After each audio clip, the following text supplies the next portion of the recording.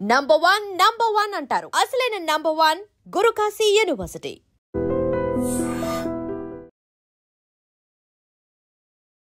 నమస్తే, welcome to I dream. ఇప్పుడు ఏ నలుగురు కలిసినా ఒకటే కేసు గురించి మాట్లాడుకుంటున్నారు. అసలు ధర్మస్థలిలో ఏం జరుగుతోంది? కొన్ని వందల శవాలు మేబీ బయటపడతాయా? ఎందుకంటే ఒక అన్నోన్ వ్యక్తి చెప్పినటువంటి విషయాలు ఇప్పుడు ఒక్కొక్కటి తవ్వినా కొద్దిగా రియలిస్టిక్గా మారుతున్నాయి. అసలు మనం భారతదేశంలోనే ఉన్నామా? ఈ కేసు ఏంటి? అసలు కొన్నేళ్ల క్రితం జరిగినటువంటి కేసుని ఇప్పుడు ఒక అన్నోన్ వ్యక్తి వచ్చిన తర్వాత చెప్తే కానీ తెలుసుకున్నటువంటి పరిస్థితిలో ఉన్నారా? అసలు లా ఏమైపోయింది? రాజ్యాంగం ఏమైపోయింది? ఇట్లాంటి క్వశ్చన్స్ చాలామంది రేజ్ చేస్తున్నారు. మనతో పాటు హైకోర్టు లాయర్ ఉన్నారు, సుబ్బు గారు. సార్ నమస్తే. వామ్మో, అసలు ఈ కేసు వింటేనే భయం అవుతుంది సార్. వింటుంటేనే గూస్ బంప్స్ వస్తున్నాయి కదా.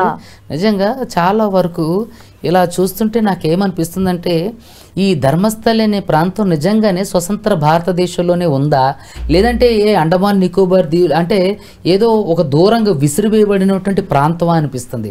చూడండి, ఈ మనం చిన్నప్పుడు సినిమాల్లో చూసినట్టుగా అండమాన్లో బంధిస్తారు, అక్కడ ఇలా చేస్తారు అలా చేస్తారు అని అంటారు కదా. అలా ఇక్కడ కూడా నాకు ఆలోచిస్తుంటే ఏమనిపిస్తుంది అంటే నిజంగానే స్వతంత్ర భారతదేశంలో ఈ ధర్మస్థలి అనే ప్రాంతం నిజంగా దక్షిణ భారతదేశంలో ఉండడం అనేది నిజంగా బాధాకరం. ఎందుకంటే మనం ఎప్పుడైనా సరే ఏ మాత్రం పీడనాన్ని భరించలేం. మన దగ్గర ఉన్నటువంటి గొప్ప ఆయుధం ఏంటి అని అంటే కేవలం దక్షిణ భారతదేశానికి సంబంధించినటువంటి విషయం. దక్షిణ భారతీయులు గర్వించాల్సిన విషయం ఏంటంటే మనం పీడనాన్ని ఏమాత్రం కూడా భరించం. మనం దాన్ని నిరోధిస్తాం, దానికోసం ఫైట్ చేస్తుంటాం మన హక్కుల కోసం. మరి అలాంటిది ఒక రాకీ బాయ్ గట్లా తను కేజీఎఫ్లో తన స్థావరం అంటే కాపాడుకోవడానికి ఎయిర్ స్పేస్ని బ్లాక్ చేసినట్టుగా రాజ్యాంగం వర్తించకుండా అసలు పోలీస్ వ్యవస్థ కానీ న్యాయ వ్యవస్థ కానీ ఎలాంటివి లేకోకుండా ఏ విధంగా అయితే అక్రమంగా ఒక సంస్థానాన్ని స్థాపించిండో అలాగే స్వతంత్ర భారతదేశంలో కాన్స్టిట్యూషన్ నడుస్తున్నటువంటి పోలీస్ వ్యవస్థ కోర్టులు నడుస్తున్నటువంటి ఇక్కడ ఉంటూ అది ఒక ప్రత్యేకమైనటువంటి అంటే హత్యాకాండకి నేను చూసుకున్నట్లయితే నా జీవితంలో నేను ఎన్నదే కారంచేడు చుండూరు సంఘటనలే. అది చూసుకుంటే దానికంటే ఇది ఇంకా పెద్ద ఘోరంగా ఉంది. మనం చూస్తే ఒక అడ్వకేట్ సార్ కూడా ఒక ఇంటర్వ్యూలో అంటున్నారు 100 ఏళ్లలో అసలు న్యాయ చరిత్రలోనే ఇలాంటి ఒక కేసు చూడలేదని అని అంటున్నారంటే నిజంగా అది ఒళ్ళు గగ్గురు పొడిచేది. చూడండి, ఒక అన్నోన్ పర్సన్ పోలీస్ స్టేషన్కి వెళ్ళి నేను కొన్ని వందల శవాల్ని నా చేతులతో పూడ్చాని తనే స్వయంగా చెప్పి నమ్మరేమో అని అక్కడ తవ్వి ఎముకల్ని తీసి మరి సీల్డ్ కవర్లో పెట్టి ఎంతమంది గురించి అయితే అతను ప్రస్తావించిండో వాళ్ళ పేర్లు కూడా సీల్డ్ కవర్లో సుప్రీంకోర్టు న్యాయవాదులకు ఇచ్చిండు.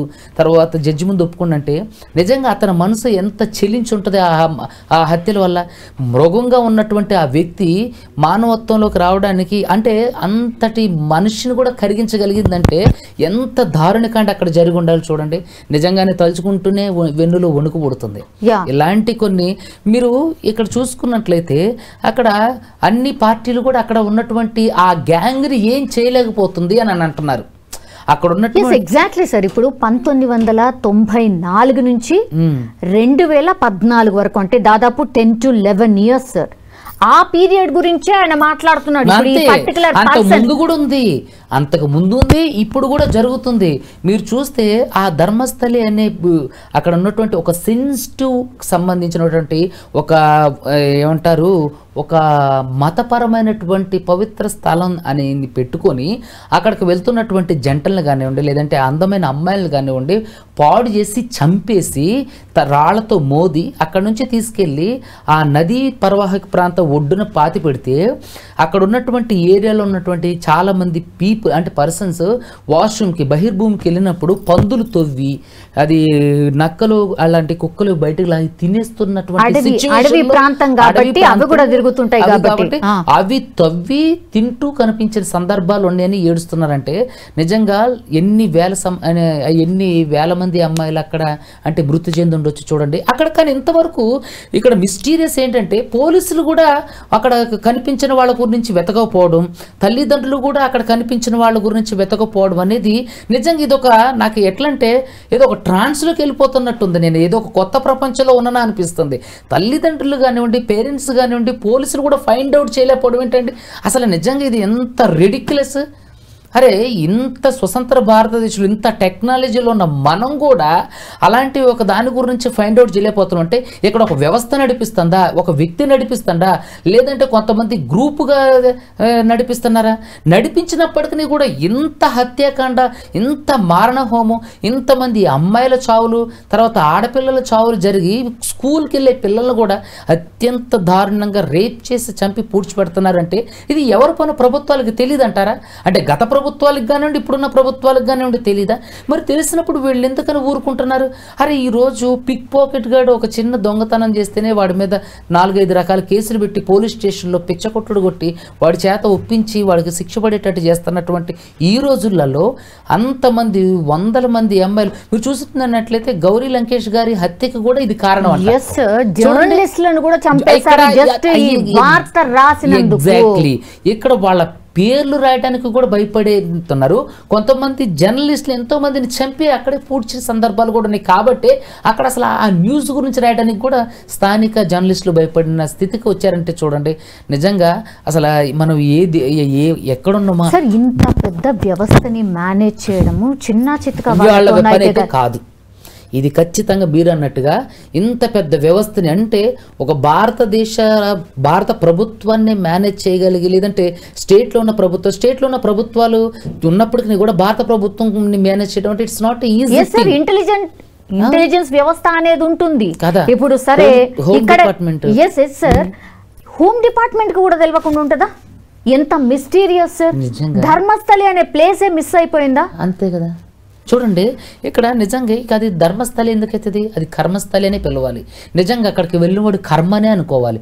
అంటే ఒక పుణ్యక్షేత్రాన్ని విజిట్ చేయడానికి వెళ్ళినటువంటి ఆడపిల్లల మీద, యువతుల మీద, అదేవిధంగా స్త్రీల మీద ఇలాంటి దారుణాలకు ఒడిగడుతున్నారు అని అంటే మరి అక్కడ అదే కాదు, మీరు చూసుకున్నట్లయితే అక్కడ రాజకీయ కోణాలకు సంబంధించి, ఆర్థిక నేరాలకు సంబంధించి, తర్వాత ల్యాండ్ లార్డ్కి సంబంధించి, అదేవిధంగా అంటే చీకటి కోణంలో ఉన్నటువంటి ల్యాండ్ లార్డ్స్ కానివ్వండి, రకరకాలటువంటి అంటే డ్రగ్స్ మాఫియా దగ్గర నుంచి అందరూ అక్కడే ఉన్నారు.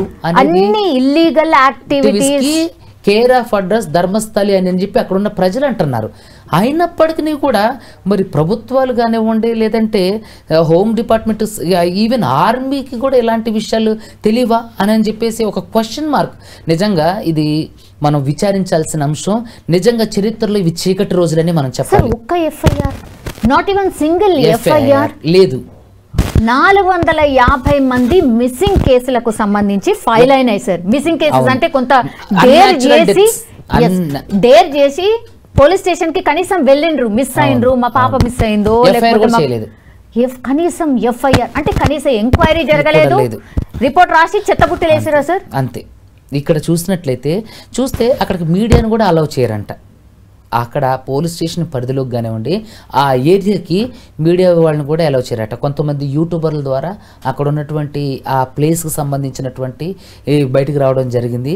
నిజంగా అలాంటి ఈ సందర్భం చరిత్రలో చీకటి రోజులుగా చెప్పుకోవాలి అని అంటే ఖచ్చితంగా ఈ రోజులు మనం చీకటి రోజులుగా చెప్పుకోవచ్చు. అంటే ఎంతమంది ఆర్తనాదాలు, ఎంతమంది అర్ధాంతరంగా వాళ్ళ తనువును చాలించి, ఎంతమంది మానసిక క్షోభతో వాళ్ళు పెడుతున్నటువంటి టార్చర్ను అనుభవించి, ఎంతమంది కాళ్ళు చేతులు విరిచేసి రేప్ చేసి చిన్నపిల్లల్ని ఇంత చిత్రవధ చేశానంటే నిజంగా మనం ఒక రాకాశి ప్రపంచంలో ఉన్నాం అన్నంత అంటే భయం కలుగుతుంది. నిజంగా అంత జరుగుతున్నప్పటికీ ప్రభుత్వాలు ఇప్పటికీ ఏం చేస్తున్నాయి? ఇప్పుడు అక్కడ జరుగుతున్నటువంటి వ్యక్తుల పేర్లు ఖచ్చితంగా ప్రభుత్వానికి అయితే తెలిసే ఉంటాయి కదా. ఆయన రాసిచ్చాడు అని చెప్తున్నారు. ఎవరైతే ఇప్పుడు అన్నోన్ పర్సన్ ఉన్నాడో, అవును, సీల్డ్ కవర్ లో రాసిచ్చారు. సుప్రీం కోర్టు జడ్జికి ఇప్పుడు రాసిచ్చిండు సార్. ఆ పేర్లు బయటకు వస్తాయా? ఖచ్చితంగా రావాలని నేను కోరుకుంటున్నా. సుప్రీంకోర్టు వరకు ఇవి వెళ్ళి అంటే నాకు తెలిసినంత వరకు ఖచ్చితంగా న్యాయ వ్యవస్థ దీనిపైన కఠినమైనటువంటి నిర్ణయమే తీసుకుంటుంది. ఎందుకంటే మీరు చూసుకున్నట్లయితే అంటే ప్రీవియస్లో మనం చూస్తే చరిత్రలో ప్రభుత్వాలు తప్పు చేసి ఉంటే ఏమో కానీ కోర్టులు ఎప్పుడూ తప్పు చేయలేదు. సో ప్రభుత్వ వ్యవస్థల మీద నమ్మకం లేనప్పుడే ప్రజలు కోర్టును కూడా ఆశ్రయిస్తుంటారు. కాబట్టి బిహాండ్ గవర్నమెంట్ ఇవి వర్క్ చేస్తాయి. కాబట్టి ఖచ్చితంగా ఈ ధర్మస్థలి గురించి ఖచ్చితంగా ఒక ఫుల్ స్టాప్ అనేది రావాలి. ధర్మస్థలిలో ఈ జరుగుతున్నటువంటి కీచక పర్వాలు ఎవరైతే చేస్తున్నారో వాళ్ళు చట్టపరంగా కఠినంగా శిక్షించబడాలి. అసలు ఇలాంటి ధర్మస్థలి ఇన్సిడెంట్ మరొకటి జరగకూడదు అనే విధంగా వాళ్ళు యాక్షన్ తీసుకోవాలి. నిజంగా అక్కడ ఉన్నటువంటి అమ్మాయిలు కానివ్వండి, లేదంటే వాళ్ళ పేరెంట్స్ వాళ్ళని కోల్పోయిన పేరెంట్స్ ఎంత మానసిక క్షోభపడి ఉంటారు. అరే నేను ఇందాక అన్నట్టుగా ఒక పిక్ పాకెటర్కే కఠినమైన చట్టాలు అమలు చేస్తాం. ఎక్కడ పోయింది ఈ BNSS ఇవన్నీ కూడా, భారతీయ న్యాయ సంహిత, భారతీయ శిక్షా న్యాయ సంహిత ఇవన్నీ ఎక్కడ పోయినాయి?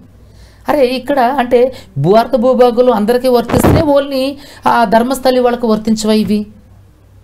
నిజంగా అరే ఈవెన్ ఒక ఎఫ్ఐఆర్ కూడా, సింగిల్ ఎఫ్ఐఆర్ కూడా పోలీస్ స్టేషన్లో మిస్సింగ్ కంప్లైంట్స్ ఫైల్ కాలేదు అని అంటే అక్కడ టెంపుల్ సరౌండింగ్ ఉంది సార్. కొంతమంది డిఫరెంట్ గా నిజంగానే జరుగుంటాయని స్థానికులు చెప్తున్నారు. కొంతమంది ఎవరైతే డివోటీస్ ఉన్నారో వాళ్ళు ఇంత పెద్ద అంటే ఇంత మంచి పవిత్ర స్థలంలో ఇట్లాంటివి జరిగి ఉండవు, ఇవన్నీ కట్టుకథలు అని ఇంకా కొంతమంది కొట్టి పారేస్తున్నారు. ఇప్పుడు 13 స్పాట్స్ ని గుర్తించిండ్రు. ఇప్పుడు అన్నోన్ పర్సన్ ఎవరైతే ఉన్నారో మీరు ఇక్కడ తవ్వండి అంటే 6th స్పాట్ దగ్గర 2 శవాలు దొరికాయి సార్. ఆ తర్వాత నుంచి అచ్చా అన్ని నమ్మడానికి ఉండదు కదా సార్. ఒక దగ్గర తవ్వి ఆయన కేసు ఫైల్ చేయగలిగిండు. తర్వాత తవ్వితే 6th స్పాట్ దగ్గర మాత్రమే ఈ 2 శవాలు దొరికినాయి. అప్పటి నుంచి ఓకే, సో ఈ సరౌండింగ్స్ అంతా కూడా డెఫినెట్లీ ఉండుంటాయి అంటే ఖచ్చితంగా చెప్తారు. 100 మంది అని అంటాడు అతను కూడా.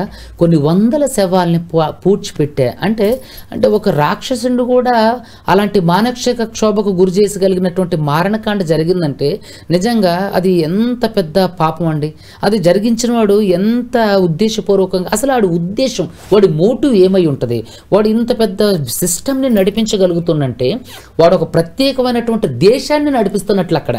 సో మరి ఇలా ఇంత జరుగుతున్నప్పుడు ఆ రాష్ట్ర గవర్నమెంట్ కానివ్వండి, మన భారత ప్రభుత్వం కానివ్వండి ఏం చేస్తుంది? అరే ఇక్కడ చూసుకున్నట్లయితే హిట్లర్ పరిపాలన కంటే దారుణంగా ఉందంట. అయితే ఇప్పుడు అక్కడ ప్రజలు హిట్లర్ పరిపాలన మించి అనుభవిస్తున్నట్టే కదా. అంటే అక్కడ ఒక నాయకుడు నేను మాట్లాడుతూ వింటూ ఉంటే ఏ ప్రభుత్వం వచ్చినా సరే వాళ్ళ కాళ్ళు పట్టుకుంటారు. నా పాయింట్ అర్థం చేయాలి. అంటే వాళ్ళెవరు వాళ్ళకి తెలుసు.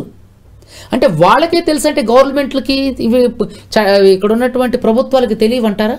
మరి తెలిసి వాళ్ళని ఎందుకు కప్పిపుచ్చుతున్నారు? మరి తెలిసి వాళ్ళని ఎందుకు ఒత్తాసు పలుకుతున్నారు? తెలిసి వాళ్ళని ఎందుకు కాపాడుతున్నారు? మరి ఇది రాజకీయ విరుద్ధమా, రాజకీయ అనుకూలమా?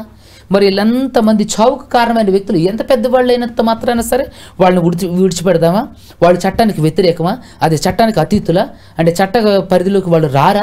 అంటే నార్మల్ వ్యక్తులేనా చట్ట పరిధిలోకి వచ్చేది? మరి ఆ వ్యక్తులు ఎందుకని రారు?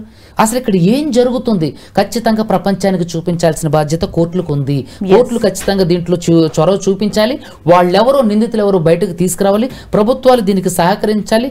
అసలు ధర్మస్థలిలో జరుగుతున్నటువంటి ఈ హత్యకాండలకు ఎవరు కారణం? అక్కడ ఏం జరిగింది? ఏం జరిగిపోయింది? ఇక్కడ జరుగుతున్నటువంటి కార్యక్రమాలు ఎంతమంది చనిపోయారు? ఎంతమంది మిస్ అయ్యారు? అసలు ఎవరు దేని ఉద్దేశించి చేశారు? అక్కడ ఏం జరుగుతుంది అనేది ప్రపంచానికి తెలియాలి. అప్పుడు మాత్రమే ఖచ్చితంగా ఒక నిర్దిష్టమైనటువంటి కంక్లూజన్కి మనం రాగలం. ఖచ్చితంగా మనందరం కూడా దాన్నే కోరుకుందాం. ధర్మస్థలిలో జరుగుతున్నటువంటి ఇటువంటి మారణకాండకి సంబంధించినటువంటి ప్రతి అంశాన్ని కూడా కోర్టులు ఖచ్చితంగా ప్రభుత్వాలు చొరవ తీసుకొని మనుషులకు తెలియజేయాలి. అక్కడ ఎవరైతే ఇటువంటి మారణకాండకు పాల్పడిన వాళ్ళు ఉన్నారో, అరే ఒక కారం చేడు చుండూరు సంఘటన జరిగినప్పుడే అట్రాసిటీ నిరోధక చట్టాన్ని తీసుకొచ్చినప్పుడు మరి ఒక ధర్మస్థలిలో ఇంత పెద్ద అసలు ప్రపంచంలోనే జరుగుండదు ఇలాంటి ఒక సంఘటన. మరి ఇంతటి చీకటి రోజులు జరుగుతున్నప్పుడు కూడా ఖచ్చితంగా ఒక చట్టాన్ని తీసుకురావాలి. ధర్మస్థలిని కాపాడి అక్కడ ఉన్నటువంటి ఏదైతే నమ్మకంతో ఉన్నటువంటి గుడికి సంబంధించినటువంటి ఆనవాళ్ళునే ఖచ్చితంగా ఆ గుడిని పునరుద్ధరించాలి. ఇటువంటి కీచక పర్వాలు జరుగుతున్నటువంటి ధర్మస్థలి గురించి ఖచ్చితంగా అందరూ, మన ఒక్కళ్ళమే కాదు భారతదేశంలో వాళ్ళందరూ కూడా ముక్త కంఠంతో దాన్ని ఖండించాలి. అక్కడ ఏం జరుగుతుంది అనేది ప్రపంచానికి తెలియజేయాలి. Thank you so much. నిజంగా ప్రస్తుతం ఉన్నటువంటి సమాజం దేనికి ప్రయారిటీ ఇస్తుంది? ఆర్థిక సంబంధాల చుట్టూ మాత్రమే తిరుగుతుంది. మళ్ళీ ఎన్నికలంగానే చాలా విరక్తి కలుగుతాను. మంచి అనిపిస్తుంది కదా, లేడీస్ కూడా ఛాలెంజింగ్ జాబ్స్ చేసినప్పుడు చాలా బాగుంటది. ఫుడ్ డెలివరీ ఇవ్వటానికి వెళ్ళినటువంటి డెలివరీ బాయ్ అనిల్ పై